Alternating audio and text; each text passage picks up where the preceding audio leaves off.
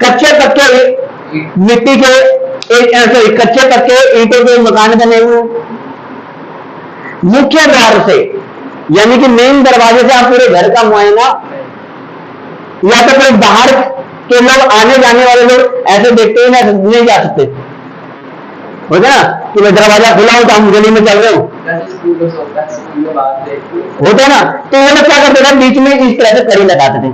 जैसे मान लो कि ये पूरा घर है, ये है दरवाजा, तो दरवाजे के अंदर एक तरह से इस तरह एक दीवार होता था, उस दीवार में एक यहां से इस तरह से दीवार और इस तरह से दीवार, ताकि सीधा किसी को ना दिखे, समझ रहे ना, क्योंकि ये रोकेगा। देखो समझ ना आएगा, मान लो ये है, एक दीवार यहां पे लगा दिया, एक दीवार यहां पे लगा दिया और एक दीवार यहां पे लगा दिया।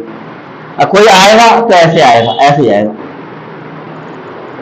समझ रहे ना। यहां पे खड़े होकर के पूरे घर को नहीं देख सकता कोई, होता ना गांव के अंदर पर्दा प्रथा होता है ना, गांव के अंदर पर्दा प्रथा कि पर्दे के अंदर बहू बेटियों कोई बाहर नहीं आएगा, इस तरह का सिस्टम होता है ना। वहां पे कुछ इसी तरह का सिस्टम था। तो वहां के घरों की बनावट क्या था, आंगन वाली व्यवस्था था, आंगन था भाई। यहाँ पे क्या होता है, आंगन तो है नहीं, हॉल है, कोई लोग आएगा तो हॉल में बैठेंगे, सुने ना। 2 BHK 3 BHK 4 BHK, देखो 2 बेडरूम, एक हॉल, एक किचन, समझ गए ना। यहाँ पे मान लो 3 हो, 4 हो, 5 हो, लेकिन आंगन में जब गए थे आजकल क्या बना रहे हैं, हॉल। लेकिन पहले क्या था, आंगन वाला सिस्टम, जो कहां पर था, और नगर के, और नगर के घरों के अंदर। जो घरों में जब कमरे बनाए गए थे, उस कमरों में क्या था, खिड़की वाला सिस्टम, जब समझ में आएगा, ताकि बाहर की रोशनी घर के अंदर आ सके, समझ गए ना। वेंटिलेशन का अच्छा सुविधा था, ये नहीं कि भाई अंदर उमस भरी हुई पसीने में कभी, ऐसा नहीं, खिड़की बनी हुई, समझ गए ना, यानी खिड़की की व्यवस्था था। एक और चीज था यहाँ पे नगर के अंदर, अंधविश्वास।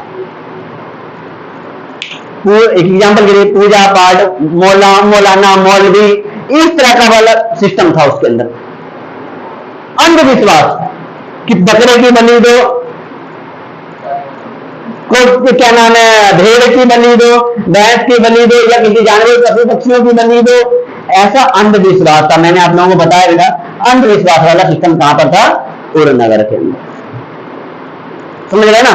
अंधविश्वासी लोग ज्यादा उसके अंदर रहा करते थे।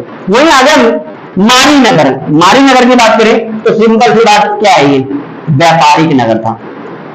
जितने भी व्यापार होता था, ध्यान रखना, जितने भी, ज्यादातर अनाज का व्यापार होता था यहाँ से, जितने भी व्यापार हुआ करता था वो कहां से होता था, मारी नगर से। ध्यान रखना, क्वेश्चन आएगा, उर नगर और मारी नगर में अंतर बताइए। उर नगर शहरों की बनावट बता दें, इसकी बनावट बता दें, और मारी नगर जैसे बोलेंगे तो व्यापार के बारे में बता देंगे, समझ गए ना।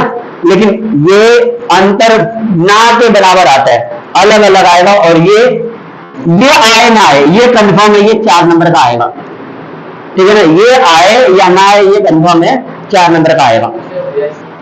मारी नगर की विशेषताएं बताइए, उसके क्या बताना, व्यापारिक विशेषताएं, क्या क्या व्यापार में हुआ करता था, ये रहा व्यापार में क्या क्या होता था, कहां गया, ये रहा व्यापार में, समझ में आया कुछ।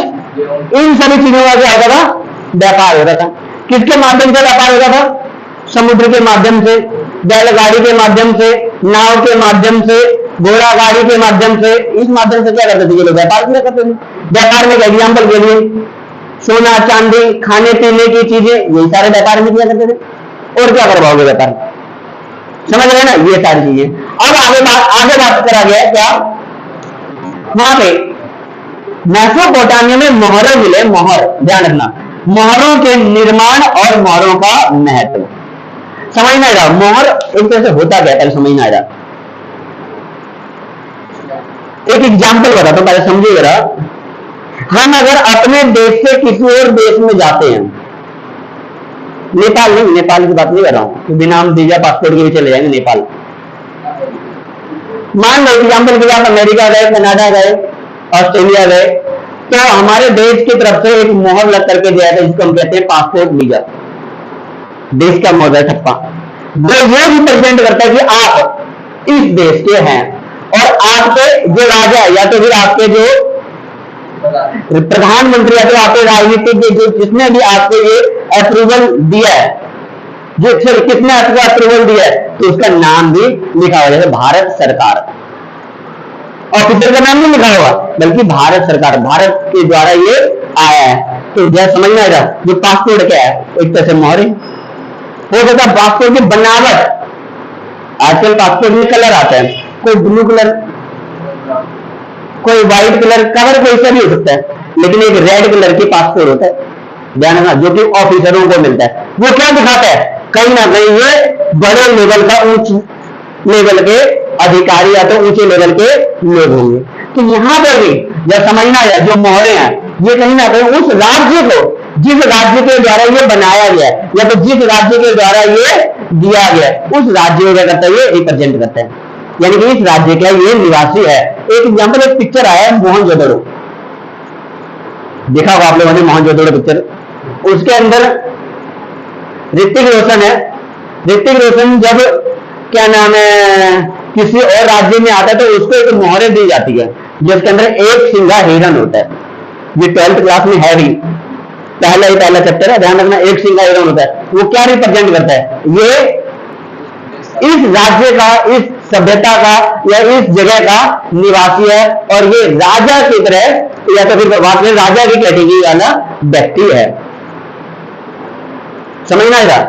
इसका आकार कोई भी हो सकता है, कोई होगा बेलना आकार, कोई होगा त्रिकोणा आकार, चौकोर, कोई भी हो सकता है। समझ रहे हैं ना। वो क्या है इसका निर्माण, बेलना आकार, त्रिकोण, चौकोर। अभी मैंने पासपोर्ट का कलर बताया था, समझ में आया कुछ। पासपोर्ट का कलर बताया क्या, हो सकता है व्हाइट भी, ब्लू भी हो। मेरा ब्लू पासपोर्ट है, मैंने रेड मांगा था, कहता नहीं आपको रेड नहीं मिल सकता, अफसरों को मिलता है। ये बात सही है, समझ गए ना। पर मैंने ऐसे एक फनी टाइप में जिस टाइम बना रहा था ना, कहता कौन सा कलर आपको चाहिए, मैं रेड चाहिए मुझे कह रहा नहीं ये नहीं मिलेगा, समझे। पर अब मिल सकता है, समझ रहे हो क्या बोला गया। कह रहे थे इसका महत्व की बात करें तो इसी मोहरे के ऊपर किसी देवी देवता का गुणगान लिखा होता था या तो फिर देवी देवताओं का पिक्चर बनाया हुआ होता था। फिर क्या बोला गया, कह रहे कि या तो मालिक का तारीफ लिखा होता था, यानी कि राजा महाराजा का तारीफें लिखी होती थी, जैसे कि समझ रहा इस देश का नागरिक है, बड़ा अच्छा नागरिक है, ये अपने देश के लिए इस तरह का काम कर रहा है। जैसे समझ रहा बड़े सारे खिलाड़ी एक देश से दूसरे देश जाते हैं तो क्या बताता है, कहीं ना कहीं उस देश के मालिक का या तो उस देश का क्या किया जाता है, तारीफ किया जाता है। आज के पासपोर्ट में तो नहीं लिखा होता है, लेकिन वीजा तो लिखा जाता है किस पर्पज के लिए आप यहाँ पर आए हो। घूमने के लिए आए हो, खेलने के लिए आए हो, कोई व्यापार करने के लिए आए हो, तो इसके बारे में लिखी होती है। पास क्या नाम है, इस पे क्या नाम है, मोहरों पे भी कुछ इसी तरह से चीजें लिखी होती है, कई देवी देवताओं का फोटो, फिर मालिक का तारीफ। और इससे क्या पता लगता है, कारीगर इसका क्या है, यानी कि मोहनजोदड़ो का जो कारीगर है बड़ा कुशल और समझदार कारीगर है, जिसने इस तरह से इस चीज को बनाया है। कोई दिक्कत यहां पर एक चीज समझ रहा, मान लो मेरे पास ये चीज है, पहले समझना है, इसमें कोई कुशल कारीगर ही बना सकता। हम लोग बना लेंगे इसको, यहाँ से धार लगा करके ये लगा करके कैंची की तरह बना लेंगे, इसे नहीं बना पाएंगे। पता है धार यहाँ से लगाने को यहाँ से लगा रहे हूँ, अगर काटेंगे कैसे कटेगा, नहीं बन सकता। कोई ना कोई से अच्छा कारीगर ही बना पाएगा। अगर हम चलो हमने बना भी लिया, एक दो बार चला क्या हो जाएगा, हमसे खराब हो जाएगा। कभी हम जिस चीज का नॉलेज हमें नहीं होती है, अगर हम वो चीज बनाने लग जाते हैं क्या एक लंबे टाइम तक चलता है।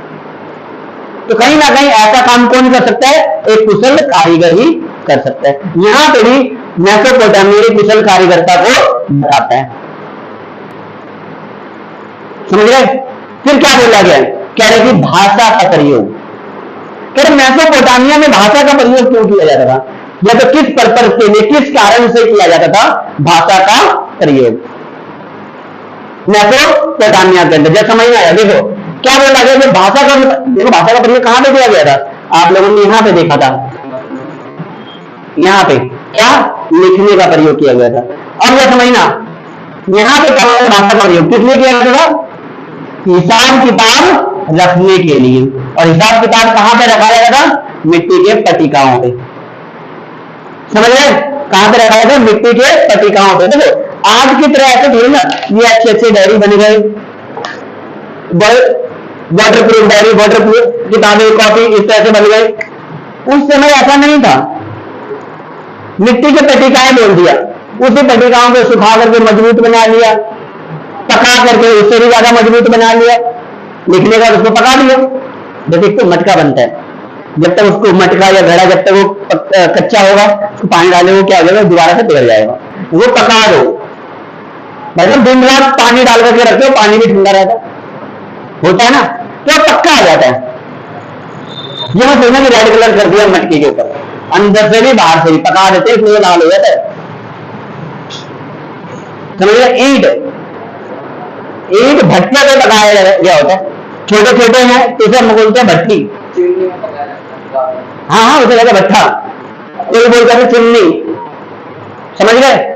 चिमनी जो होता है गड्ढा खोद करके उसके अंदर ईंट, कच्चे ईंट को सजा दिया जाता है, तो फिर सही ढंग से रख दिया जाता है, उसके बीच में कोयला भर देते हैं, जगह छोड़कर इसमें कोयला भर देते हैं। बच्चे ने बात वो ऊंचा सा उठा दिया, उसके बीच में कोयला भर देते हैं, जगह जगह पे जगह छोड़ते हैं, बीच बीच में क्या भरते हैं? कोयला। आग लगा दो, समय के अनुसार आग जलते रहते, जलते जलते जब पूरी तरह से जब पक जाता है, अंदाज जिसको बनाना आता है, जो कारीगर अच्छा है जिसको बनाना आता है, इस चीज में जिसको ज्ञान है, वो बता देता है कि भाई आप इसका काम हो चुका है। थोड़े दिन तक उसको छोड़ दिया जाता है ताकि वो ठंडा हो जाए, आग इसकी शांत हो जाए, फिर उसको क्या कर लेते हैं? निकाल लेते हैं। लेकिन एक बार निकालने के बाद देख लो इतनी बड़ी बड़ी बिल्डिंगें बना देती हैं। ये कुशल कारीगरी तो कर सकते हैं हम, तुम कर सकते हैं, हम तुम अगर ईंट बनाने लग जाए तो बना सकते हैं? नहीं बना सकते। घर बनाने के लिए लग जाए बना सकते हैं? नहीं बना सकते। लेबर वाला काम करने के लिए हमें दे दिया जाएगा, कर सकते हैं? नहीं कर सकते। अरे इतने ऊंचे ऊंचे दीवार, क्या नाम है, छत पे चढ़ना, सीढ़ियों पे चढ़ना, कोई वो दीवारों पे भी चढ़ना, वो मचान जैसे बना करके हम तो ऊपर से देख के ओ भाई ये क्या हो गया। लेकिन ये सारे कौन करता है? कुशल कारीगर, अच्छे कारीगर। यहां पे बात करा गया भाषा, मेसोपोटामिया के भाषा के बारे में, कि भाषा का प्रयोग क्यों किया जाता है? हिसाब किताब रखने के लिए। हिसाब किताब किस प्रकार के हिसाब किताब? यहाँ पे आप लोगों ने कहीं पढ़ा था, सूर्य और चंद्र ग्रहण के हिसाब रखने के लिए। ग्रहण का हिसाब किताब रखने के लिए, समझ में आया कुछ? सूर्य और चंद्र ग्रहण के हिसाब किताब रखने के लिए। आज के टाइम में अच्छा मेरे से इससे इतने पैसे लेने हैं, मैंने उसको इतने पैसे देने हैं, समझेगा? आजकल का हिसाब किताब तो यही है। उस समय मान लो तुम यही था, लेकिन भाषा का प्रयोग किस लिए किया जाता था? हिसाब किताब रखने के लिए। फिर क्या बोला गया? शब्दकोश के लिए। शब्दकोश के लिए क्या? उस समय जो भी भाषा चलता होगा उसके शब्दकोश के बारे में जानकारी, जैसे डिक्शनरी, डिक्शनरी में होता है शब्दकोश, ठीक है, उस चीज के लिए। फिर क्या बोला गया? कह रहे कि काम को करने के लिए, कार्य को करने के लिए, भूमि की जानकारी के लिए, जमीनों की जानकारी के लिए, कि भाई ये वाला जमीन मेरा है, मैंने किताबों में लिख दिया। आजकल देखते हैं कागज बनता है भूमि का। अगर आपको भाषा ही नहीं आता, मान लो कागज बना दिया और उस कागज पर लिख दिया कि ये जमीन इसका है, और वो कागज तुम्हारे पास है, एक कॉपी तुम्हारे पास है, एक कॉपी इसके पास है। कल को वो आएगा बोलेगा ये जमीन तो मेरा है, कि तुम्हें तो आता ही नहीं कुछ। तो कहीं ना कहीं उसके अंदर ये तो लिखा हुआ है ना कि भूमि किसकी, यानी कि जमीन के बारे में, काम के बारे में, इन सभी चीजों के बारे में भाषा का प्रयोग किया गया था। कहां पर? मेसोपोटामिया। कोई दिक्कत नहीं आता? समझ रहे? आगे क्या बोला गया? मंदिरों क्या करें? हाँ शब्द, जैसे डिक्शनरी के अंदर बहुत सारे शब्द होते हैं ना, उसकी जानकारी के लिए, जैसे एक शब्द से अनेकों शब्द बन जाता है, समझ ना रहा? तो मान लो एग्जाम्पल के लिए हम बोलते हैं पानी, ये बोलता है जल, ये बोलता है नीर, ये बोलते हैं वाटर, ये कुछ अलग अलग। कोई जल को पीता है तो कोई जल को खाता है। पता है कोई चीज? हम लोग जल पीते हैं ना, पानी पीते हैं ना, तो बंगाल में जाओगे जल खाओगे आप,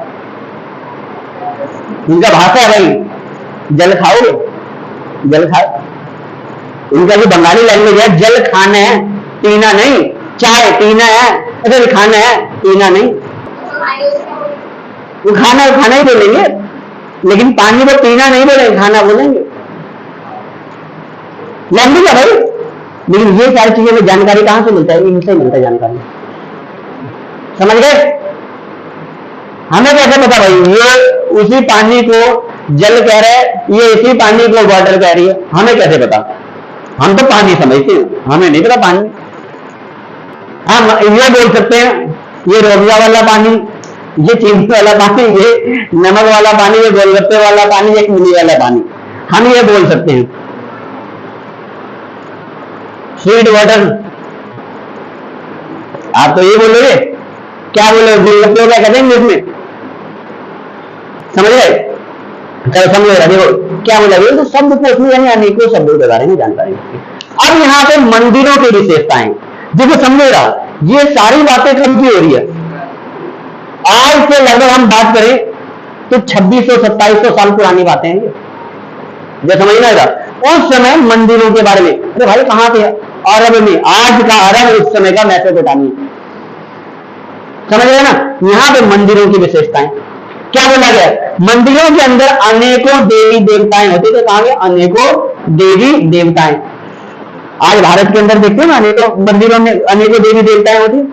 ये देखो माता सरस्वती की फोटो, ये देखो भगवान राम की फोटो, हनुमान जी की फोटो, लक्ष्मण सीता माता की फोटो, अनेकों देवी देवता भाई मंदिर में। पर ये कहां के बारे में बात करा गया? मेसोपोटामिया के बारे में। समझ रहे ना? अनेकों देवी देवता मंदिर के अंदर क्या है? अनेकों देवी देवता। फिर क्या बोला गया? बाहर के लोगों को, जो बाहर से लोग आते थे,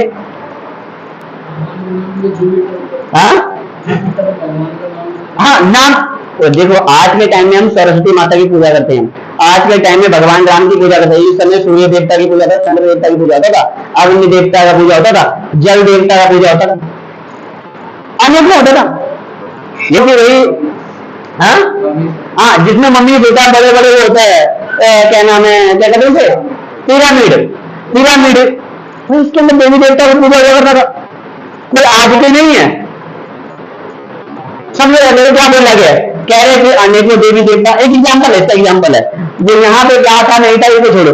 आप किसी जाना मद्रासियों के मंदिर में, दिल्ली के अंदर भी मद्रासियों के मंदिर, देखो दक्षिण भारत में जाकर बहुत सारे अपने आदर सम्मान के लिए बहुत सारे मद्रास के लोगों ने अपना मंदिर बनाया हुआ, भगवान के देवी देवताओं का मंदिर।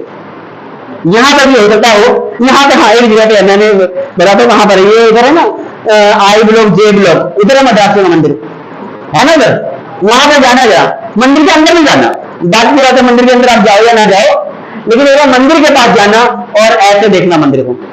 अनेकों देवी देवता नाम भी नहीं जानते हैं आप उसके बारे, कौन कौन से सारे बाहर बैठे हुए मिलेंगे आपको, ऐसे दीवारों पे लटके हुए, ऐसे अंदर तो है, ठीक है, कहीं ना कहीं उनके आदर और सम्मान के लिए हो सकता है उस यहाँ पे ये इनका क्या पूजा आराधना हुआ करता है, तभी तो ऐसा उनके लिए बनाया गया है।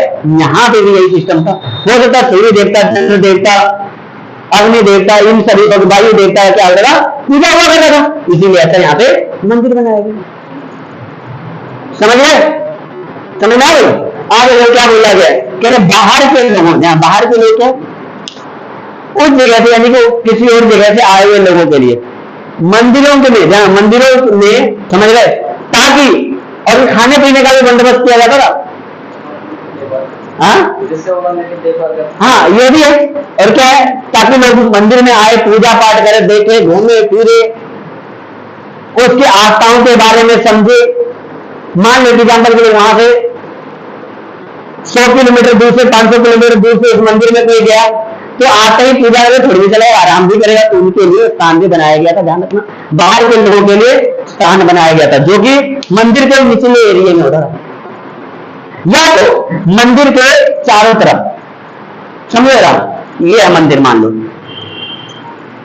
ये है मंदिर, फ्लोर मार जाए तो नीचे नहीं तो इस तरफ। समझ रहे? ये ऐसे इनके कमरे बने होते थे। समझ रहे? ऐसे क्या बने थे उनके कमरे में साइड साइड में, ताकि वो लोग आकर के आराम, खाने पीने का बंदोबस्त, ये सारी चीजें होते। फिर क्या बोला गया? कह रहे कि आंगन के चारों तरफ, ये लो भाई, ये मान लीजिए आंगन, इसके चारों तरफ क्या है, कमरे बने हुए। आंगन के चारों तरफ क्या बना हुआ, कमरे। क्या बोला है, क्या है, दीवारों पर चित्र, ध्यान में, दीवारों के ऊपर चित्र बने हुए, मूर्ति कला यानी मूर्तियों में रखा जाता था। वो सारी चीजें कहीं ना कहीं मंदिरों के बारे में बताता है। कोई दिक्कत, आज भी देखोगे कहीं किसी मंदिर में जाओगे तो उनके चित्र बना हुआ, आज के टाइम में फोटो लगा देते हैं, समझ गए ना। हम उसे चित्र के रूप में रिप्रेजेंट करें, समझ, ये क्या है, मान लीजिए चित्र, ये क्या है, मूर्ति है। ऐसा भी देखा गया कि मूर्ति भी लगाते हो चित्र, जो मैंने बताया ना, जितने भी दक्षिण भारत के यानी कि मद्रास के मंदिर, यहाँ पे मद्रासी के द्वारा मंदिरों जो बनाया गया है, उसमें देखना ऐसी मूर्ति लगी होगी, चित्र बने होंगे। किसी भी मंदिर में आप चले जाओ, चित्र मिलेंगे आपको। ये चीज तो होता ही है, देखा है आपने, आप अंदर गए हो, पूजा करते हो नहीं करते हो, ये चीज तो आपने नोट किया होगा, जरूर किया होगा नोट, करेक्ट। आगे बढ़ो, क्या बोला गया, कह रहे कि मेसोपोटामिया, देखो हाँ एक चीज समझ आया, ये सारे मंदिरों की जो विशेषताएं हैं, ये कितने साल पुरानी बात करा गया, 5000 ईसा पूर्व की बातें करा गया, 5000 ईसा पूर्व। आज से लगभग 7000 साल पहले की बातें हैं, आज से 7000 साल पुरानी बातें हैं ये। यानी कि ये समझ लो जरा, कहां कहां पे मंदिर है। आज बोलते ना भाई अरब में मंदिर मिल गया, ये भाई वही पुराने मंदिर में, क्योंकि देखो इतिहास की खुदाई तो चली है, समझ रहे ना, हर जगह पे चल रहा है, तो अगर फिर ये मिल गया, वो मिल गया। जैसे एक एग्जाम्पल बता दो, पहले समझ रहा, जब दिल्ली के अंदर मेट्रो का वो चल रहा था, क्या नाम है, खुदाई चल रहा था, तो उसके अंदर ऐसा देखा गया एक जगह पे कि आगे जाकर के ना बहुत बड़ा वो मिला, किला मिला जमीन के अंदर, रोक दिया गया, जो क्या नाम है अंडरग्राउंड जो मेट्रो था वो रोक दिया। और रोकने के बाद उसके बारे में जब पता किया तो कहता भाई ये आज का किला नहीं है, ये महाभारत के काल का किला है, समझ रहे। उसके कुछ हिस्सा ऊपर भी है, जहां पे हम घूमने जाते हैं, हम देखते हैं। कौन सा किला बताओ, लाल किला, भाई ने सही बोला। और बताओ, कोई और बताए, जिसे हम पुराना किला कहते हैं, नाम सुना पुराना किला, है ना। पुराना किला का सबसे पुराना नाम था इंद्रप्रस्थ, समझ लो। उसका कुछ हिस्सा जमीन के अंदर चला गया और कुछ हिस्सा बाहर है, जिसको हम पुराना किला के नाम से जानते हैं। हाँ, समय समय पर राजा आता रहा, उसको रिपेयरिंग करता रहा, चलता रहा, इसलिए इतना चल गया, नहीं तो कुछ बहुत सारा हिस्सा कहां पर है, जमीन के अंदर। तो ये दिखा भाई, उसको तोड़ा नहीं गया, तो उसको देखा कि ये कब का है, ये महाभारत काल का, पांडवों के द्वारा ये बनाया गया, समझ गए। दिल्ली के ज्यादा दूर मत जाओ, दिल्ली के अंदर की बात है। फिर क्या बोला गया, जैसे समझना है, मेसोपोटामिया में परिवहन व्यवस्था, परिवहन का मतलब क्या है समझना है। एक एग्जाम्पल के लिए, गाड़ी, घोड़ा, स्कूटी, बस, ये सारा क्या परिवहन है ना। तो परिवहन व्यवस्था कहां के बारे में बात करा गया, मेसोपोटामिया के परिवहन व्यवस्था के बारे में। दिल्ली के परिवहन व्यवस्था बताओ यार, बस, मेट्रो, कार, ओला, उबर, बाइक, क्या है, रैपिडो, ये सारे चीज, ई रिक्शा, आजकल ई रिक्शा है, जहां मर्जी वहां पे लगा खड़े हो जाएंगे। ये हमारे दिल्ली का परिवहन व्यवस्था है। मेसोपोटामिया की परिवहन व्यवस्था क्या समझना आएगा, बैलगाड़ी, क्या था, बैलगाड़ी। आप बोलोगे उस समय तो मेट्रो तो होगा, है ना। अरे कितनी पुरानी बातें हो रही है, यहाँ से इसी से देख लो जरा, लगभग मेट्रो तो नहीं होगा ना।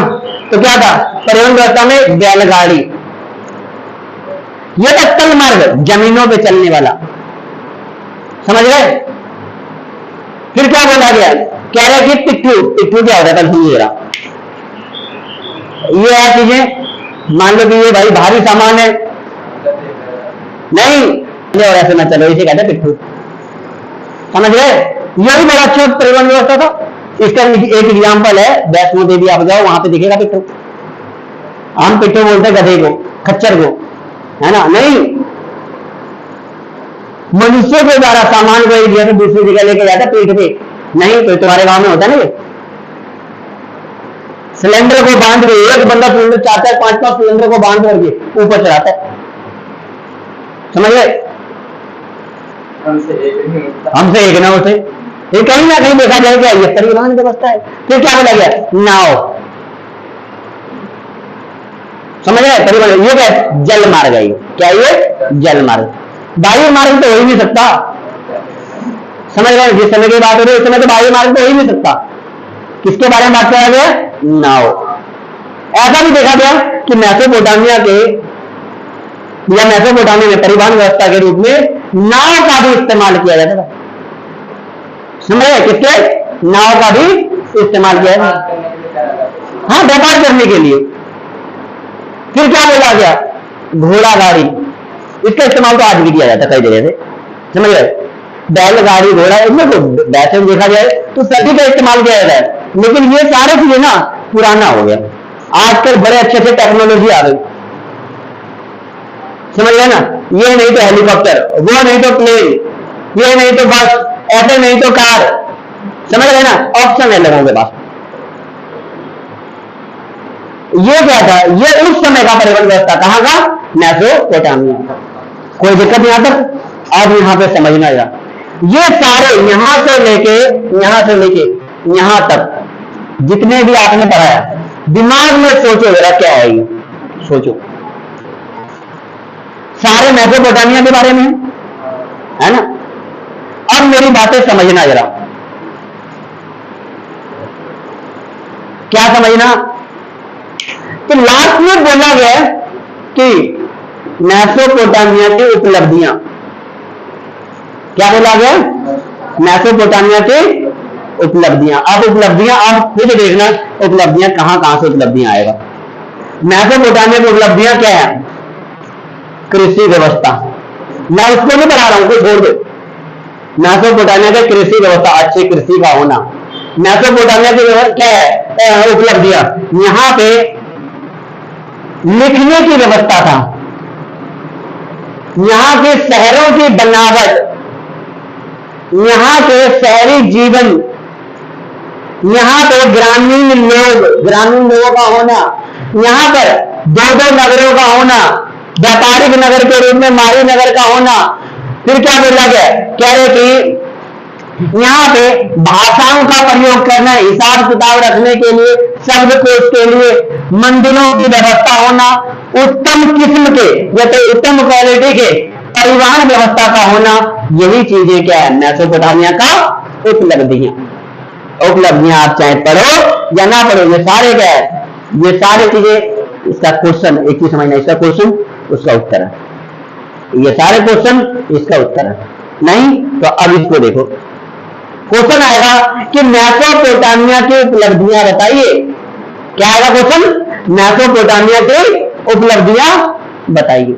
तो देखना ये उपलब्धियां क्या बोला गया, सामाजिक व्यवस्था होना, समाज क्या था, व्यवस्थित समाज, क्यों आपने पढ़ा नहीं है, यहां पे संयुक्त परिवार, ये कहां पर है, समाज के अंदर तो है ये, जिसमें पिता की मृत्यु के बाद सारी जिम्मेदारियां किसके ऊपर आ गया, ज्येष्ठ पुत्र के पास, यानी कि घर के बड़े बेटे के पास। शादी के बाद बेटा बहू नहीं, मम्मी पापा माता पिता के साथ रहते थे, अलग नहीं होते थे। ये क्या है, सामाजिक व्यवस्था का होना, एक अच्छे समाज की व्यवस्था होना। यहां पे भी कहीं पर सामाजिक व्यवस्था लिखा हुआ है, देखो जरा, समझ रहा क्या बोला गया, कह रहे कि आधुनिकता, ध्यान रखना, मेसोपोटामिया में उस समय की बड़ा आधुनिक था, ये क्या, परिवहन व्यवस्था था, जल की अच्छी व्यवस्था थी, जल निकासी की अच्छी व्यवस्था था, घरों की बनावट बड़ा अच्छा था, ग्रामीण लोग अच्छे या तो समाज में लोग मिलजुल करके रहते थे, व्यापार का व्यवस्था था। ये कहते हैं ना कहीं आधुनिकता को ही तो दर्शाता है, उस समय का ये क्या है, आधुनिक है ये, समझे। आगे देखो क्या बोला गया, कह रहे कि नगर, यानी कि मेसोपोटामिया के उपलब्धियों में दो नगर है, एक उर नगर और एक मारी नगर, जो कि मेसोपोटामिया में सबसे अच्छा, या तो एक तरह से बोल सकते हैं रीढ़ की हड्डी का काम करता था, कौन, मारी नगर, व्यापार के रूप में, इसकी उपलब्धियां। फिर क्या बोला गया, कि शिक्षा व्यवस्था का होना, यानी कि मेसोपोटामिया में शिक्षित लोग, शिक्षा व्यवस्था का होना। यहां पे आपने पढ़ा नहीं है क्या, लिखने की व्यवस्था होना, ये हिसाब किताब कैसे रखेंगे? वो ये रहा, लिखना आता, पढ़ना आता, ये रहा, भाषा का प्रयोग किया गया। कहीं ना कहीं शिक्षित लोग हैं। मैंने आपको यहां पे कहीं पे बताया था डॉक्टर, उस समय का हम बात करें तो इंजीनियर, एक एग्जाम्पल मैंने इस तरह से एग्जाम्पल दिया था, वैद, हकीम, कुशल कारीगर, ये तो पढ़े लिखे लोग तो सकते हैं, अच्छे शिक्षक। फिर क्या बोला गया? कह रहे कि विद्यालय की व्यवस्था होना। जब ये सारे चीजें बता रहे हैं तो विद्यालय भी था वहां पे, समझ रहे? उस समय का विद्यालय जो भी आज का विद्यालय आपका ये वाला बड़ा ही अच्छा, जहां पे सारे सुख सुविधाओं से लैस। अब यहां पे समझ आएगा विद्यालय की क्या है व्यवस्था मेसोपोटामिया के अंदर, ये इसकी क्या उपलब्धि है? आगे क्या देखना जाए, क्या बोला गया? श्रम का विभाजन, श्रम विभाजन में, यानी कि मेसोपोटामिया में क्या है? मेसोपोटामिया की उपलब्धियां में श्रम विभाजन यानी काम का विभाजन किया गया। सिनार, मोची, लोहार, बढ़ई, कुम्हार, टीचर, डॉक्टर, अलग अलग लोगों का ये श्रेणी था, यानी क्या कह सकते हैं? श्रम क्या है? विभाजन है। यही जो मेसोपोटामिया का क्या है? उपलब्धि है। समझ गए? कोई दिक्कत नहीं है? पक्का? उम्मीद करूं। चलो।